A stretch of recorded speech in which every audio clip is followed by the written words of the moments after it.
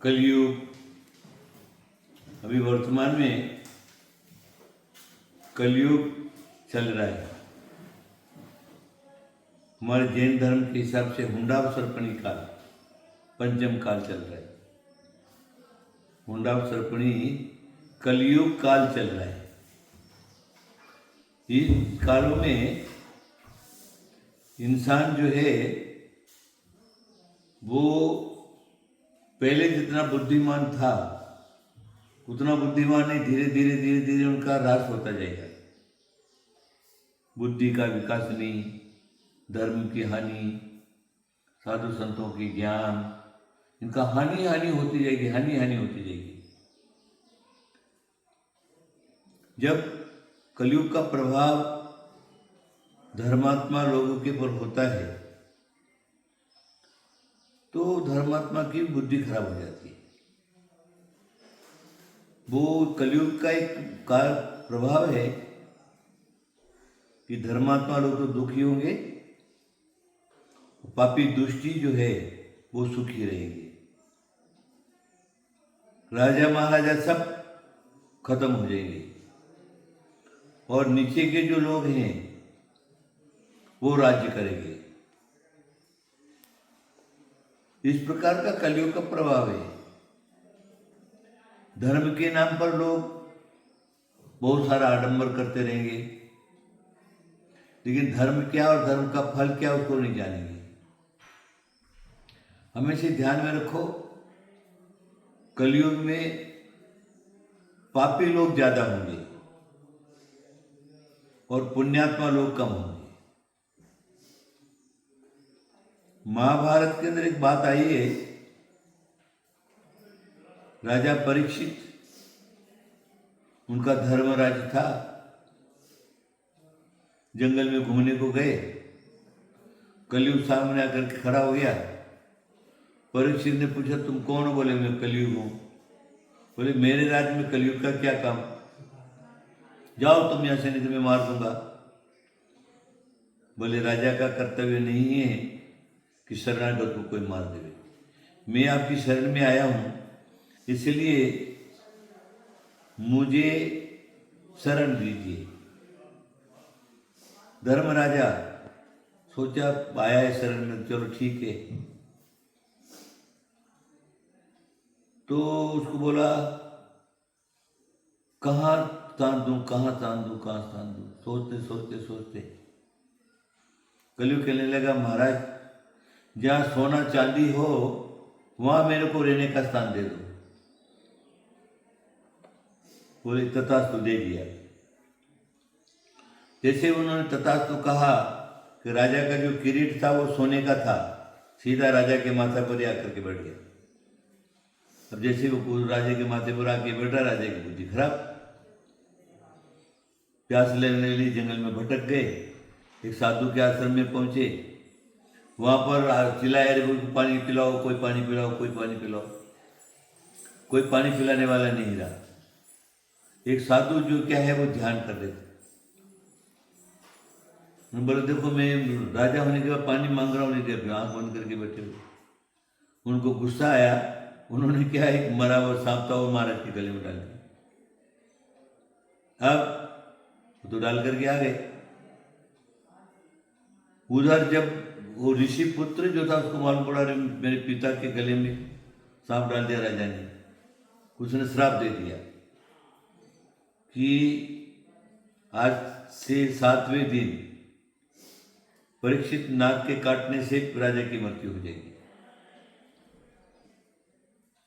अब वो जब राजा घर पर आया, मुकुट उतार करके नीचे रखा, उसको बुद्धि, अरे मैंने क्या कर दिया, मैं तो साधु संतों की सेवा करने वाला और मैंने साधु संत गले में सांप डाल दिया। फिर लोगों ने आकर के बताया कि उनके पुत्र ने आपको श्राप दे दिया, 7वें दिन तो नाग के काटने से तुम्हारी मृत्यु हो जाएगी। तो आखिर वही हुआ, 7वें दिन राजा की मृत्यु सांप के काटने से हो गई। कहने का क्या मतलब, मैंने कोई तुमको गीता और महाभारत नहीं सुनाया है। कलयुग में जिस जिस पर कलयुग का प्रभाव रहेगा उसकी बुद्धि भ्रष्ट ही रहेगी। वो चाहे साधु संत हो, चाहे राजा महाराजा हो, चाहे गरीब हो, चाहे अमीर हो। तो कलयुग का प्रभाव तो ज्यादा है ही। कलयुग में पापी लोग ज्यादा रहेंगे, धर्मात्मा लोग कम रहेंगे, क्योंकि कलयुग के राज में पाप ही पाप ज्यादा है।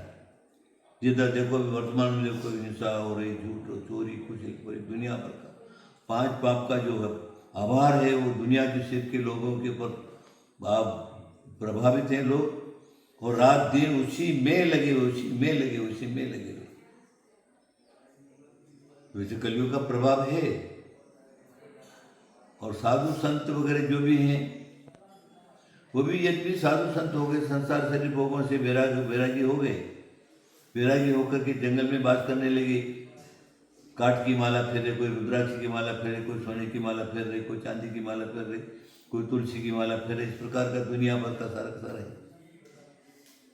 लेकिन उनकी भी बुद्धि स्थिर नहीं रहती, उनकी भी बुद्धि धर्म बुद्धि नहीं रहती। आज आप देखेंगे तो दुनिया भर का आडंबर, दुनिया भर की जो है उनके अंदर आए दिन पेपरों में देखने को मिलता है। जो बड़े बड़े साधु संतों के नामधारी जो थे, उनका जो क्या इस प्रकार का चारित्रहीनता का बहुत सारा देखने को मिला, सुनने को मिला। तो चाहे वो कोई परंपरा का हो, कोई पंथ का हो, कोई धर्म का हो, तो उसका प्रभाव सबके ऊपर है ही। मेरा सिर्फ इतना ही कहना है, इन सब बातों से बचने के लिए हमें ज़्यादा से ज़्यादा अपनी बुद्धि को ठीक रखना है। जिसकी बुद्धि भ्रष्ट होगी, उसका सब भ्रष्ट हो गया। बुद्धि ठीक रखो, धर्म में बुद्धि रखो, धर्म के अनुसार काम करो, परिवार को भी धर्म के साथ उसको जोड़ो। अगर तुम्हारी सुरक्षा कोई कर सकता है तो मात्र धर्म ही कर सकता है, और कोई नहीं कर सकता। इसीलिए कलयुग के प्रभाव से बचने के लिए धर्म ही हमारी सुरक्षा करेगा। और कभी पाप मत करो। इंसान बोलता मैं किसी से नहीं डरता हूं।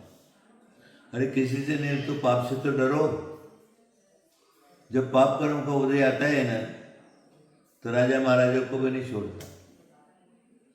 हालांकि कलयुग का प्रभाव तो था परीक्षित, राजा परीक्षित के पर, लेकिन उसके पाप कर्म का उदय आ गया।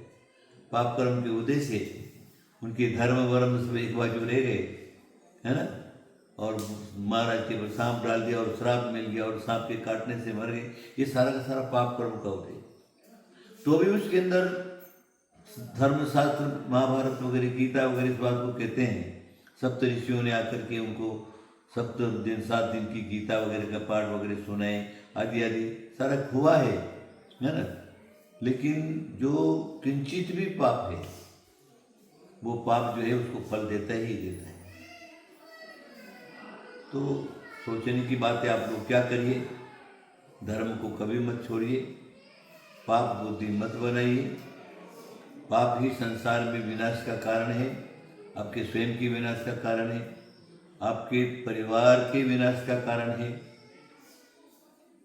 छोटा करने वाला एक, भोगने वाले सारे के सारे। घर में एक भी व्यक्ति कोई भी इस प्रकार का पापी है, तो दुनिया में वो पाप करके आता है, तो उसका फल सारे उनके परिवार वालों को भोगना पड़ता है। तन से, मन से, धन से पूरा का पूरा विनाश हो जाता है।